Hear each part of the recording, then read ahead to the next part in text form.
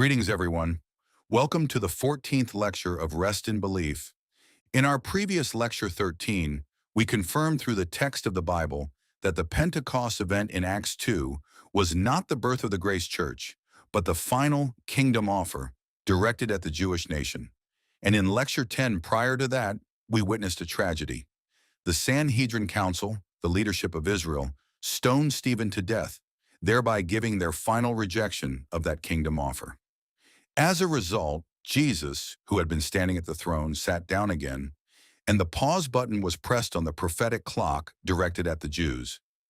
Then, is Israel forsaken and finished forever like this?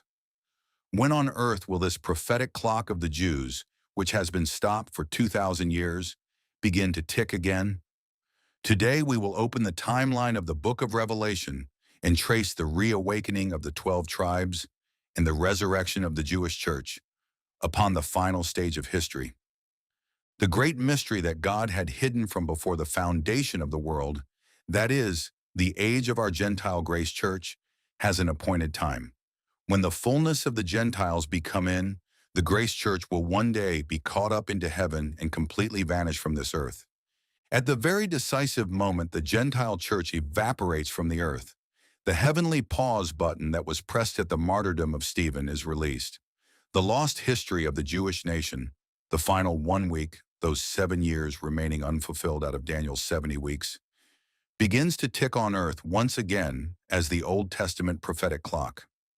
The vast majority of mainstream churches instill fear in their congregations by teaching that the Great Tribulation of Revelation is a persecution that today's church must pass through. However, look honestly at the text of Revelation. The stage of this 7-year tribulation revolves strictly around the Jews. Look at the 144,000 in Revelation chapter 7, whose numbers mainstream denominations steal and claim as their own. The Bible precisely nails down who they are. They are not the multinational saints of the age of grace. From the tribe of Judah to the tribe of Benjamin, they are exactly strict Jews, 12,000 selected from each of the 12 tribes of Israel. On the earth where the Grace Church has departed, these Jewish tribulation saints step back to the forefront to operate as the servants of God. That is not all. Look at the miracles of the 2 witnesses who appear in Revelation 11, fighting the Antichrist and breathing fire in Jerusalem. They shut heaven that it rain not, and turn waters to blood. Is this the ministry of grace preached by Paul? No. This is perfect evidence showing that the strict Jewish sign ministries of Elijah and Moses, who governed Israel in the Old Testament era, have literally resurrected on the land of Jerusalem during the Great Tribulation. The Old Testament prophetic book in Jeremiah 37 accurately names this unprecedented Great Tribulation as the time of Jacob's trouble. It is not the church's trouble. Why Jacob of all people?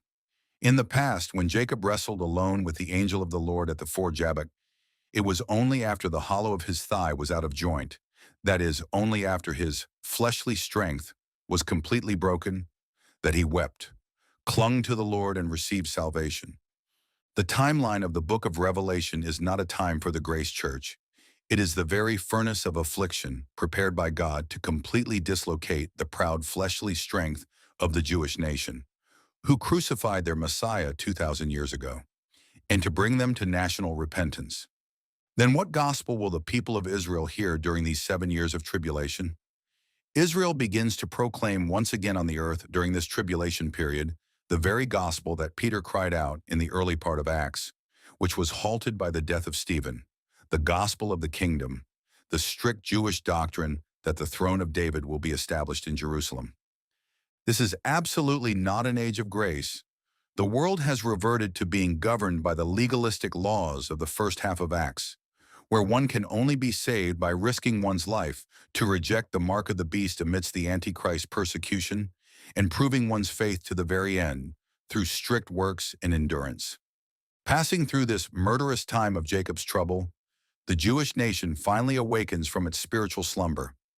Just before Israel is completely annihilated by the armies of the Antichrist, they finally witness with their own 2 eyes Jesus descending to the earth. At that moment, the remnant of Israel realizes that the very Jesus they pierced and killed 2,000 years ago was the true Messiah who came to save them. Just as the book of Zechariah prophesies, they pour out national wailing and repentance. The descent that was canceled in Acts 7 is finally fulfilled at the very end of Revelation. And the saints of the Jewish church, who endure to the end and survive this fiery great tribulation, will proudly walk in their physical flesh into the glorious physical earthly millennial kingdom, where the throne of David is established.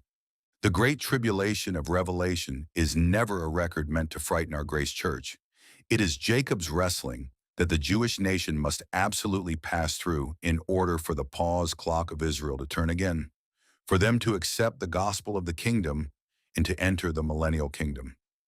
Then for the Jewish tribulation saints who must pass through this terrifying furnace of the Great Tribulation with their bare bodies, where in the Bible did God hide their survival manual?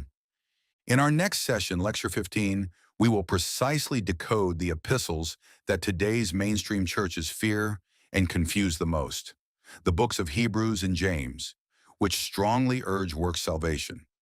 Do not miss the next lecture, where we will uncover the reality of this practical survival guide meant not for us in the age of grace, but for the Jews who will pass through the Great Tribulation. Until now, this has been Rest in Belief. Thank you.